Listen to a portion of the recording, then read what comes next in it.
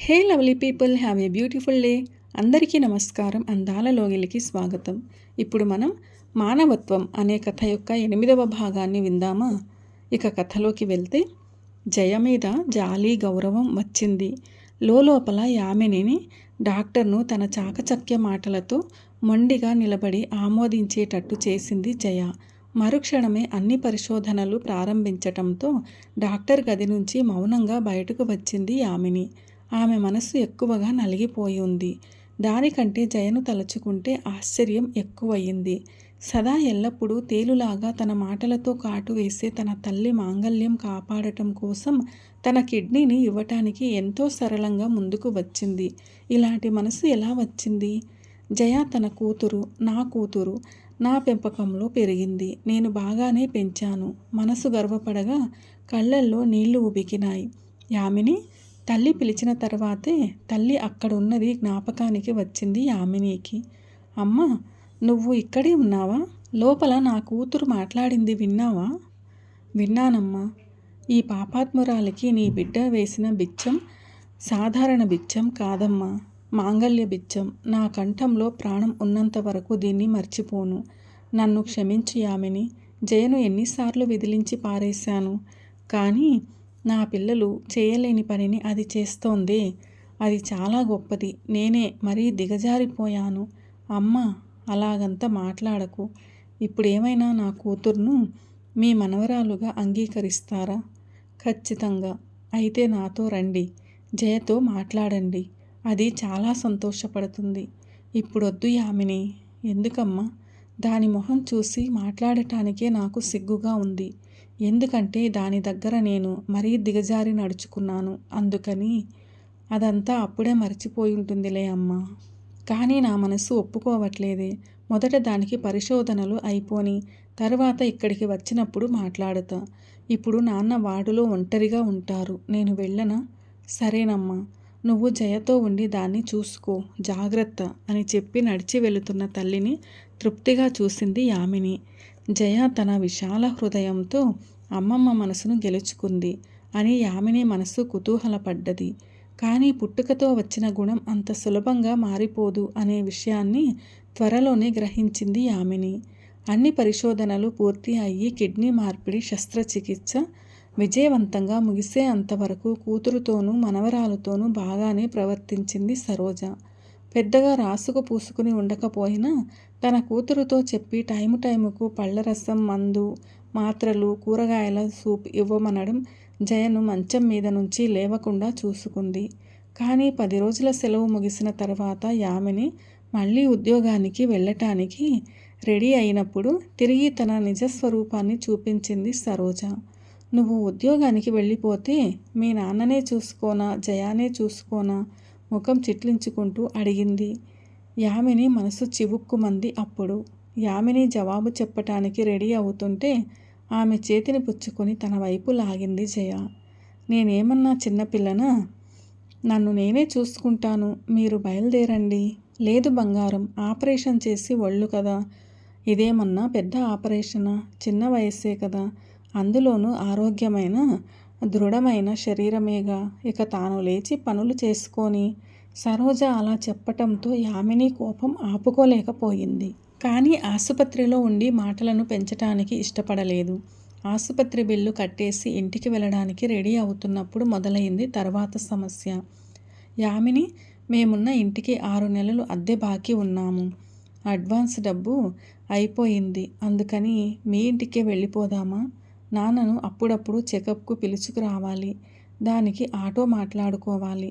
మీ ఇంట్లో ఉంటే వసతిగా ఉంటుంది కదా. సరోజ ఆరాటపడుతూ అడిగింది. యామినికి ఇష్టం లేకపోయినా సరే అని తల ఊపటానికి రెడీ అవుతున్నప్పుడు తండ్రి రామారావు అడ్డుపడ్డాడు. వద్దు, ఇప్పటికే యామిని మనకు ఎంతో చేసింది. ఇంకా దాన్ని ఇబ్బంది పెట్టకూడదు. ఏమిటి నాన్న మీరు? కన్నవాళ్లకు చేయడానికి ఇబ్బంది అనుకుంటానా? నువ్వు అనుకోవమ్మా. కానీ గాడిదల్లాగా 2 కొడుకులు ఉండగా ఆడపిల్ల దయలో బతకాలనుకుంటే కష్టంగా ఉన్నది అంటున్నప్పుడు ఆయన గొంతు బొంగురు పోయింది. ఎంతో గంభీరంగా, ఎంతో ధైర్యంతో, ఎంతో ఆవేశంతో మాట్లాడే ఆయన ఈ 1 నెలలో పూర్తిగా మారిపోయారు. అందులోనూ జయ కిడ్నీయే తనకు పెట్టబడిందని తెలుసుకున్నప్పుడు జయ చేతులు పుచ్చుకుని కళ్ళకు అద్దుకుంటూ కన్నీరు కార్చేశారు. ఆ తరువాత నుంచి ఈరోజు వరకు ఆయనలో కనిపించింది ప్రశాంతత, ప్రశాంతత, ప్రశాంతత మాత్రమే. మరణం కోరలలోకి వెళ్ళి కష్టపడి తిరిగి వచ్చినందువల్ల మనసు పరిపక్వత పొంది ఉండవచ్చు. కోపమో, విరోధమో, ఆరాటమో అతని ప్రాణం కాపాడలేదు. ప్రేమ, అభిమానం మాత్రమే కాపాడింది.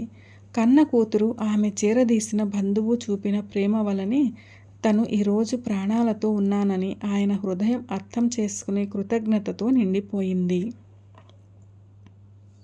కానీ సరోజ మొగుడి ప్రాణం దక్కగానే ఆమె ముఖం నుంచి విచారము, కృతజ్ఞత మాయమైనట్లు స్పష్టంగా తెలుస్తోంది. ఆమె మాటలు దానిని రుజువు చేశాయి. జయను చూస్తున్న ఆమె కళ్ళల్లో పాత ద్వేషపూరిత భావన ఉన్నదని తెలుసుకున్నప్పుడు యామిని చాలా బాధపడింది. ఎంత ప్రయత్నించినా యామిని తల్లి గుణాన్ని మార్చలేకపోయింది. ఆసుపత్రిలో వేరువేరు వార్డులలో ఉన్నప్పుడే జయపై అప్పుడప్పుడు చీదరింపును కక్కిన తల్లి ఒకే ఇంట్లో కళ్ళెదుటే కనబడే తన కూతురును చూసి ఊరికనే విడిచిపెడుతుందా? తన చీదరింపుతోనే జయను ఫుట్బాల్ ఆడుకుంటుందే అన్న భయంతో యామిని మనసులోకి చొరబడింది. అందువల్ల తండ్రి యొక్క విముఖతను తోసిపుచ్చలేక యామిని అవస్థపడుతున్నప్పుడు సరోజ కలుగజేసుకుంది. వంకరగా మాట్లాడకండి. ఏ బిడ్డైతే ఏమిటి? ఇద్దరిని మనమే కదా కన్నాము, ఒకేలాగా కదా పెంచాము. మనల్ని చూసుకోవాల్సిన బాధ్యత దీనికి ఉంది అన్నప్పుడు యామిని నవ్వుకుంది. అది కాదు సరోజ, 4 నెలలుగా ఆసుపత్రిలోనే కదా ఉన్నాము. నీ కొడుకులు 2 సార్లు వచ్చి చూసెళ్ళారు. 10 పైసలు కూడా ఇవ్వలేదు. పాపం మొత్తం ఖర్చును యామిని ఒక్కతిగా ఖర్చు పెట్టిందే. ఇంకా దీని దగ్గర ఉండి దాన్ని శ్రమ పెట్టాలా? ఎవరికి చేసింది? కన్న తండ్రికే కదా చేసింది. దాని బాధ్యతే కదా అది. ఇదే బాధ్యత గురించి నీ కొడుకుల దగ్గర చెప్పొచ్చు కదా. వాళ్లకు బోడెలు ఖర్చులు ఉంటాయి. పిల్లల్ని చదివించాలి, తిండి, బట్టలు అని ఎన్నో ఖర్చులు. దీనికి అలా లేదే. ఇన్ని సంవత్సరాలు తాను సంపాదించింది ఎవరితో కన్నదానికి ఇది ఖర్చు పెట్టింది. ఇకనైనా మన కోసం ఖర్చు పెట్టనివ్వండి అన్న తల్లి మాటలకు యామిని వెక్కిళ్ళు వచ్చినాయి. ఏమిటిది? ఆ రోజు మాంగళ్య భిక్ష పెట్టిన దైవం ఈరోజు మళ్ళీ ఎవరో కన్న బిడ్డ అయిపోయిందా? అమ్మ మారదు. ఇది ఆమె పుట్టుకతో వచ్చిన గుణం. ఇప్పుడే ఇన్ని మాటలు అంటోందే. ఇంట్లో ఉంచుకుంటే ఇంకెన్ని మాటలు అంటుందో. ప్రశాంత వాతావరణంలో ఉన్న నా ఇల్లు యుద్ధభూమిగా మారిపోతుంది. దీన్ని అనుమతించకూడదు. కన్నవాళ్లను కాపాడవలసిన బాధ్యత ముఖ్యమైనది. దానికోసం జయ మనసును గాయపరచకూడదు. అమ్మ మన ఇంట్లో ఉంటే జయను ఉసిగొలుపుతుంది. కత్తి కంటే పదునైనది నాలుక. మాట్లాడే చంపేస్తుంది. దానికి మనం అసలు తావివ్వకూడదు. తీర్మానించుకున్న యామిని నిటారుగా కూర్చుంది. నాన్న చెప్పేదే కరెక్ట్ అమ్మా. మీరు మన పాత ఇంటికే వెళ్ళిపోండమ్మా. ఏం మాట్లాడుతున్నావే నువ్వు?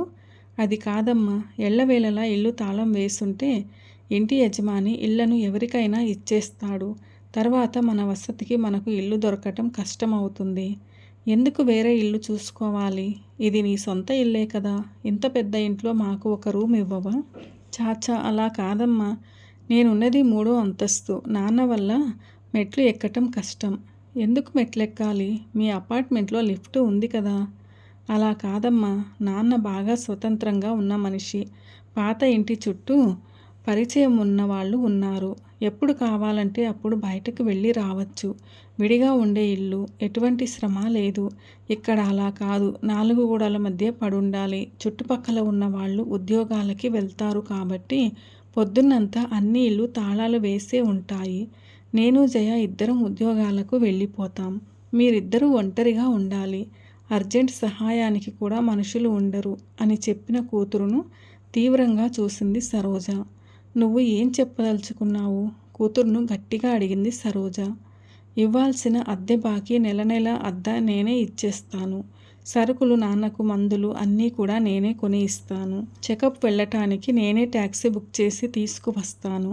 రోజు పని అయిన తర్వాత వచ్చి చూసి వెళతాను. అంటే మీ ఇంటికి మమ్మల్ని పిలుచుకు వెళ్ళవు? అమ్మా అర్థమైంది. నిన్ను ఇంట్లో నుంచి పంపించేసినందుకు సమయం చూసి పగ తీర్చుకుంటున్నావు కదూ. అయ్యో అమ్మా, నాకు జరగాల్సిందే చావుకు దగ్గర అవుతున్న రోజుల్లోనైనా కొన్ని రోజులు కన్నబిడ్డ ఇంట్లో ప్రశాంతంగా కూర్చుని గంజి తాగుదామని ఆశపడ్డాను. నాకు ఈ అవమానం జరగాల్సిందే. అమ్మా, నేనలా వద్దు. నువ్వు మాకు ఎటువంటి ఖర్చు పెట్టకు. మా తలరాత ఎలా ఉందో అలాగే జరగని. నువ్వు బయలుదేరు. ఈ ఊర్లో, ఈ ప్రపంచంలో ఎన్నో వృద్ధాశ్రమాలు ఉన్నాయి. అక్కడ మాకు చోటు దొరకకుండా పోతుందా? పో పో. నువ్వు ఆ శనేశ్వరం సంతోషంగా ఉండండి. మేము ఎలా పోతే నీకేమిటి? అమ్మా సరోజ, ఎందుకలా మాట్లాడుతావు? మన కూతురి మనస్సు ఎంత బాధపడుతుందో ఆలోచించావా? అది ఆలోచించిందా? ఇంత వయసు వచ్చిన తర్వాత కూడా మనం ప్రశాంతంగా కూర్చుని తినే భాగ్యం మనకు లేదండి. 4 బిడ్డలను కన్నాం. అందరూ మనల్ని వదిలేశారు. పోతే పోనివ్వండి, పిల్లలే పుట్టకుండా ఎంతోమంది ఉన్నారు. మనము అలా అనుకుందాం. అమ్మా, దాన్ని వెళ్ళమని చెప్పండి. మన సంగతి మనం చూసుకుందాం. ఏదైనా అనాథ ఆశ్రమంలో చోటు దొరుకుతుందా అని చూద్దాం. అది దొరక్కపోతే అదిగో కళ్ళకు కనిపించే దూరంలోనే ఉన్నది ట్యాంక్ బండ్, వెళ్ళి దూకేద్దాం అన్న తల్లిని గట్టిగా పట్టుకుని కౌగిలించుకుంది యామిని. వద్దమ్మా, అలా మిమ్మల్ని వదిలిపెట్టనమ్మా. మీకు నేనున్నాను. మన ఇల్లు ఉంది. వెళ్దామమ్మా, మన ఇంటికే వెళ్దామమ్మా. యామిని ఏడుస్తూ చెప్పగా సరోజ సంతోషపడింది.